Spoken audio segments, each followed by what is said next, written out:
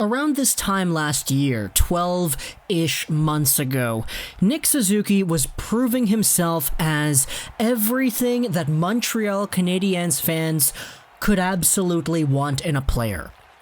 He was a guy that got sent over from the Vegas Golden Knights system into the Montreal Canadiens system on September 10th in 2018. So this was his first full season as a Montreal Canadiens prospect after getting drafted by the Golden Knights, and around this time last year is when everybody was saying, yo, this guy is our number one prospect. Kotkaniemi would have been there, but he made the NHL, so he's not a prospect anymore. Nick Suzuki is the guy who is number one in our system, and Canadiens fans everywhere were looking at what Nick Suzuki was doing at the junior level in the OHL and drooling over the possibility of this kind of player. In this video, we're going to be talking about Nick Suzuki, talk about how he did in his first year, and ask the question, what happens next?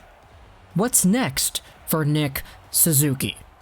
Next year, the long-term future, what does that hold for the 20-year-old Montreal Canadiens center? Now, Nick Suzuki, we already talked about this, was drafted by the Vegas Golden Knights 13th overall in the 2017 NHL entry draft. He was the second ever Vegas Golden Knights player to be drafted. Cody Glass was first, Nick Suzuki was second, Eric Bronstrom was third a little bit later into that first round. But immediately after getting drafted, Nick Suzuki proved that he was a very, very competent NHL prospect, getting 96 points in his draft year with the Owen Sound Attack, and getting 100 points in his draft +1 with the same Owen Sound Attack team. After he got traded to Montreal, though, in the Max Pacioretty deal, which also sent Thomas Tatar and a draft pick that was eventually traded to become Matthias Norlinder in exchange for Max Pacioretty, Habs fans had all the hope in the world for watching this player develop and watching him become a star. And in his first and only junior year as a Montreal Canadiens prospect, he was an absolute star at the junior level. 45 points in 30 games for the Owen Sound Attack, and he got traded over to the Guelph Storm a little bit later and had 49 points in 29 games over there. He really started to come alive during the playoffs, where for the Guelph Storm, he had 42 points in 24 games played. That performance was good enough to give him and the team the OHL championship and participate in the Memorial Cup. He won the Memorial Cup's Most Sportsmanlike Player Award, and he was that for the OHL as well. So heading into the 2019-20 season, Nick Suzuki was a guy that Habs fans were so excited for. After they drafted Cole Caulfield, there was a little bit of a debate as to who was the number one prospect. Was it the brand new Cole Caulfield? Was it Nick Suzuki? Was it the Alexander Romanov, who had an incredible year the year before? There are a lot of questions, but there were a lot of great questions to have because the Canadiens prospect pool was looking to be great.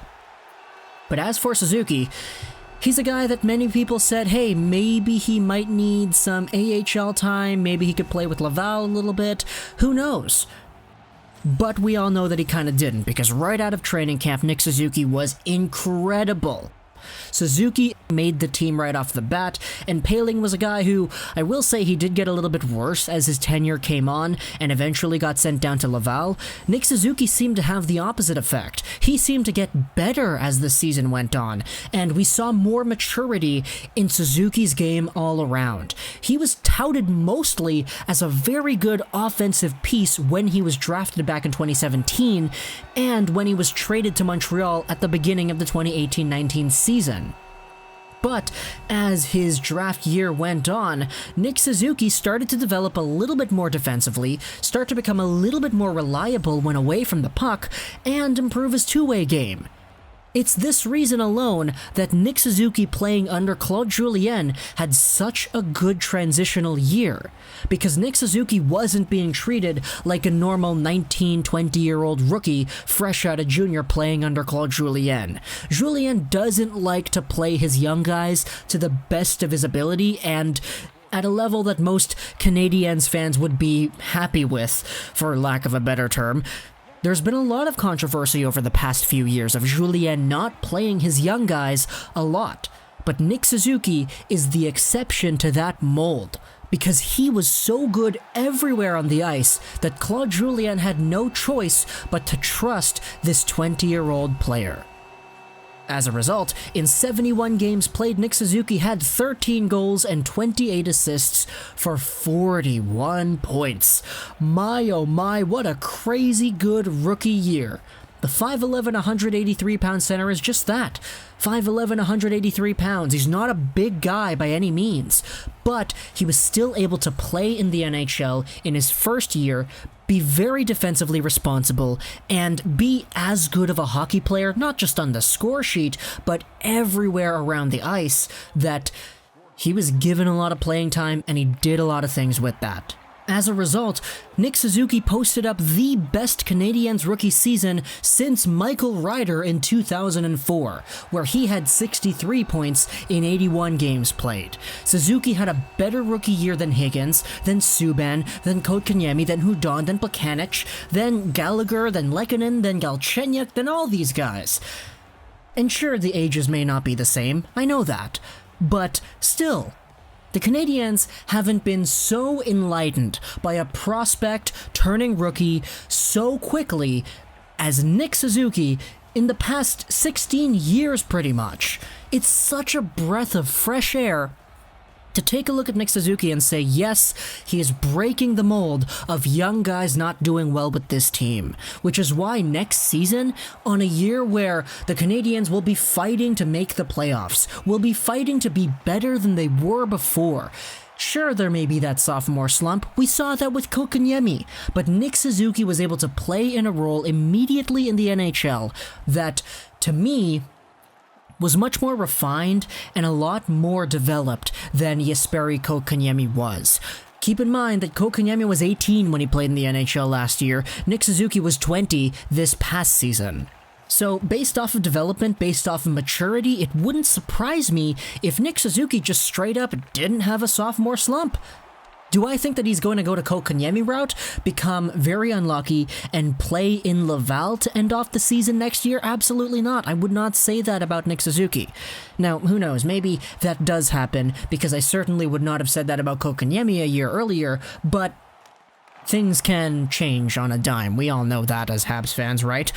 But for Nick Suzuki, to me, the way he was playing this season, he had 41 points in 71 games. If you do the math, multiply that out by 82, that's a 47-point pace.